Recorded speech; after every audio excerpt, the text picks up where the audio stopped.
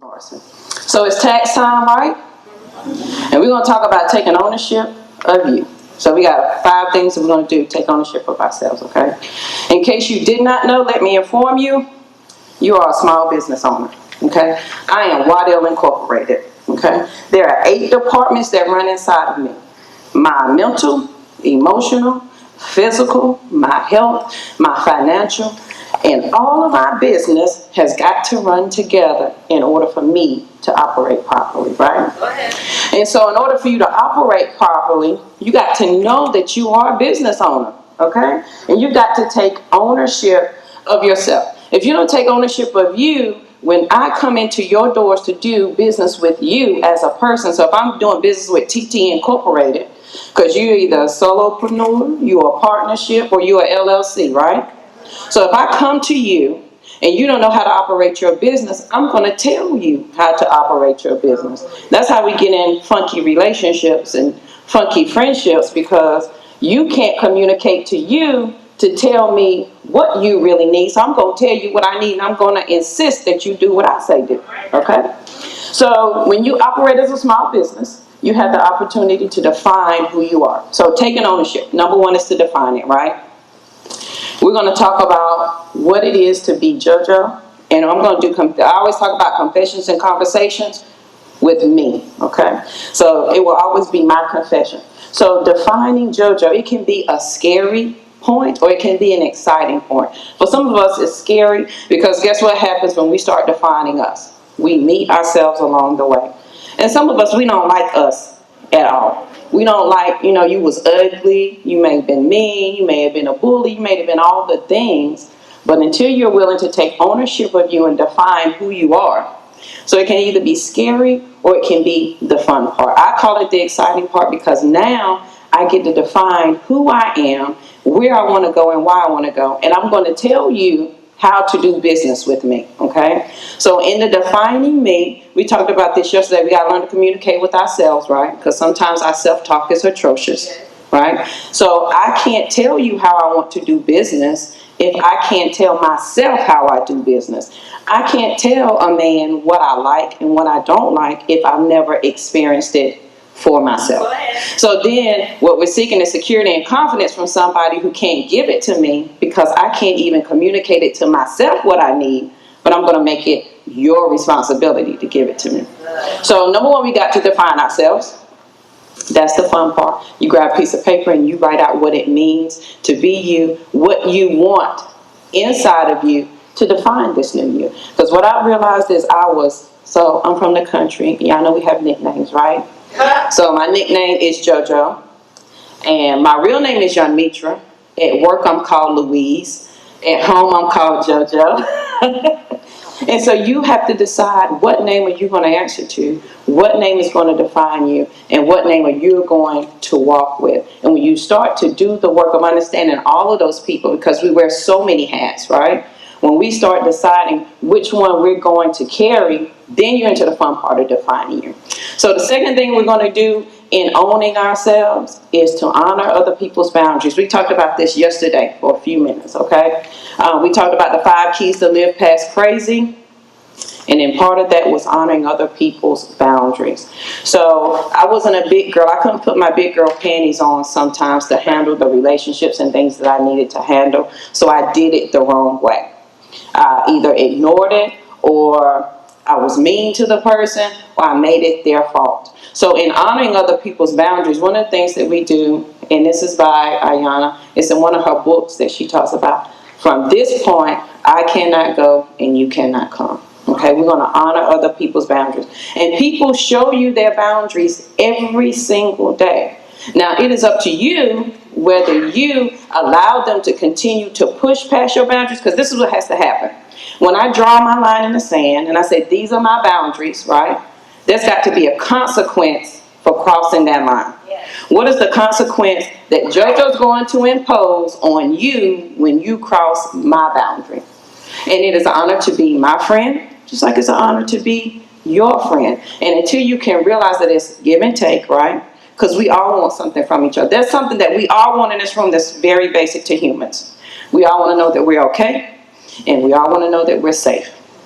That's the basics of it. And so if I'm willing to give that to you, I'm expecting you to give that back to me. So in honoring other people's boundaries, I'm saying, hey, I see you, okay? I see you, do you see me? And I'm providing you the safe place to be in here with me. So you got to honor other people's boundaries. And then you have people who cross that line that don't allow you to be who you are, then there's got to be a consequence.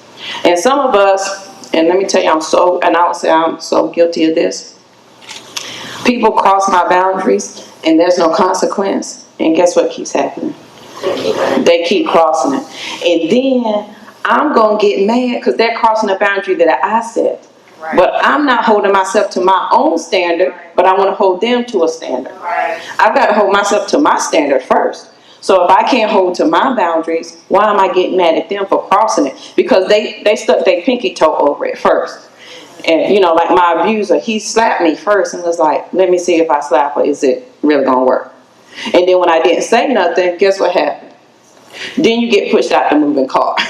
Then you get choked. Then you get all the things. So you got to have consequences for crossing those boundaries. So number 1, we're going to define ourselves. Number 2, we're going to honor our boundaries. Number 3, we're defining the new rules to the new us's.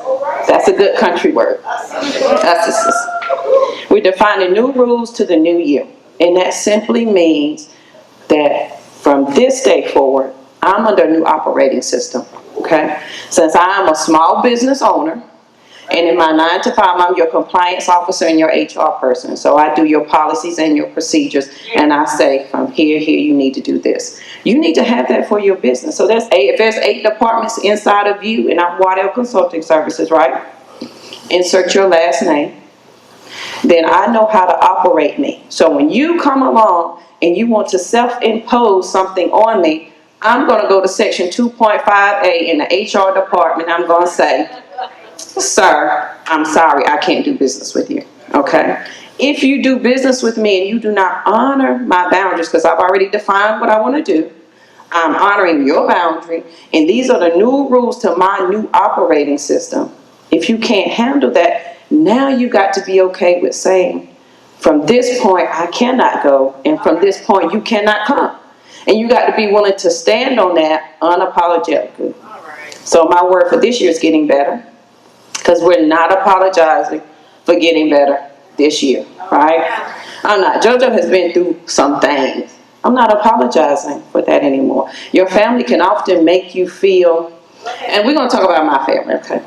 Because they say, Jojo, what are you doing now? Like, today, what is you doing now? My mother and my sister were calling and like, now tell me again, baby, now, what is it you're doing? Now, where are you going today? What is it that you're doing today? And y'all know I'm not a fan of the word little, right? You going to that little conference now, where are you going? And you have to, at that point, understand that they don't understand your boundaries. Go ahead. They don't understand this new business that you're operating, okay? They don't understand this new operating system. Now, let me tell y'all how I'm the only live past crazy specialist, right? So I know a little crazy.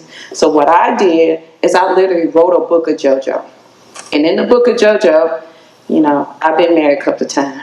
So I want to set my new husband up for success. I'm going to help a brother out. I'm just trying to help a brother out. Because, you know, them last names can come quick, you know.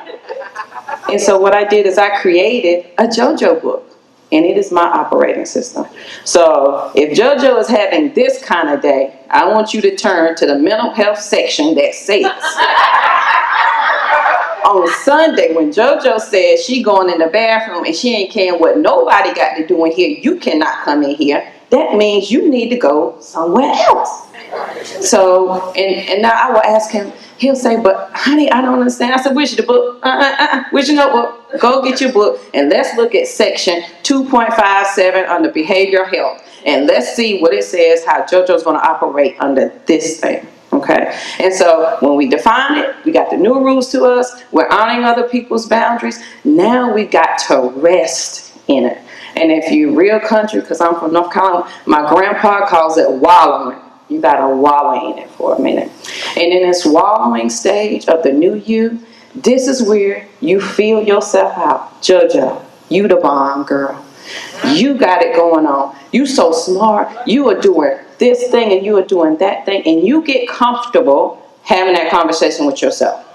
Because before you couldn't have it with anybody else and not stand on it. That's why they was able to cross your boundary and keep coming and you couldn't stop them, right? Because you couldn't even explain it to them correctly. So when you wallow in it, you rest in it for a while. Oprah Winfrey has a wonderful quote. And it says, when people says you are full of yourself, say thank you. Because that means you now have extra to give. So I am full of myself. All of it. And I want you to stand in it. That's when, for my spiritual people, or we call it grounding. You're going to get barefoot. You're going to stand in the newness of you. You're going to hold that name. You're going to feel that name. You're going to wear that name. And you're going to feel it from here to here. Because we're asking for all things up here, right? I'm asking for all things up here. Because a lot of times we ask for things up here. But we really ask for them here. And we accept them here. And we never get up here. And so I'm only asking for things up here, and I'm not coming off of that. Right. Because now that I'm honoring your boundary, you're honoring mine, we got a new operating system. I am resting in the newness of JoJo, right? And then the last thing you have to do is you got to walk it out. Right. So now when people come up to you and they say, hey, how are you doing? Hi, welcome to Waddell Consulting Services. How may I help you? You now have a new operating system. Now you're able to communicate what it's like to do business with you. What is it like to be your best friend? It is an honor to be my best friend. It's an honor to be your best friend. So what does that look like? Because everything I'm asking for, I'm willing to give. I have purpose partners.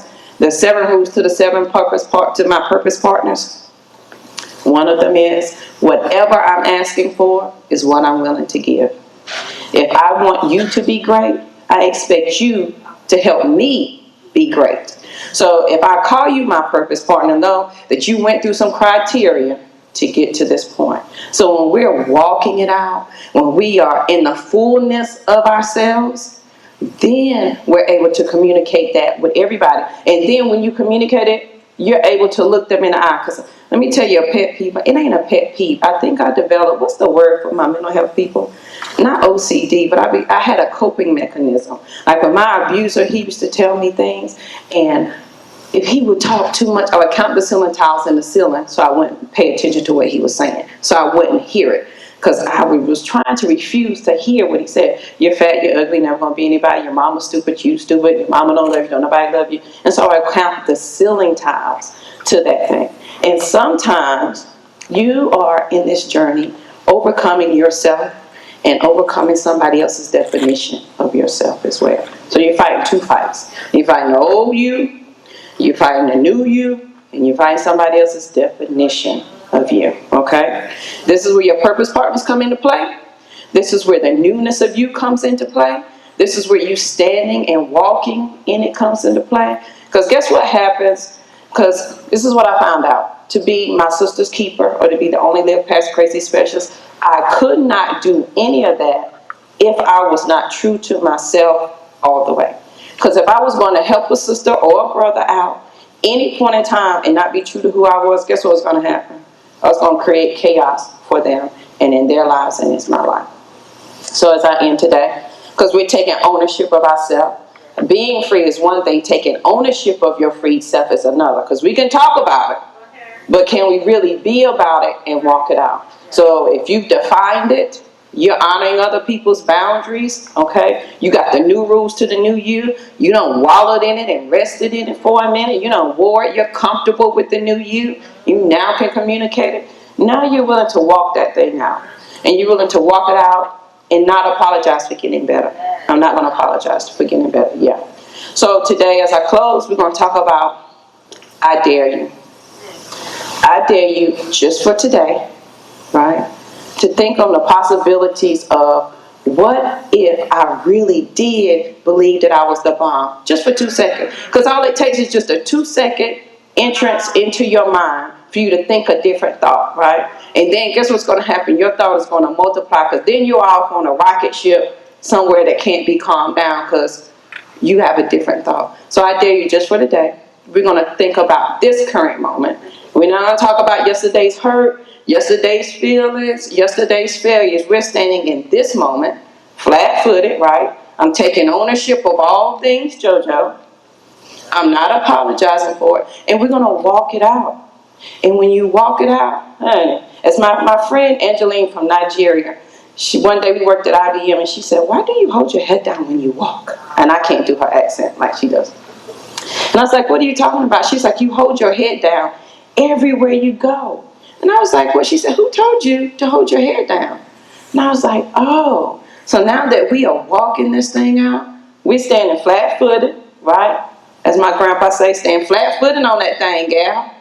We got our shoulders back. We got our chest up. We got our chin out.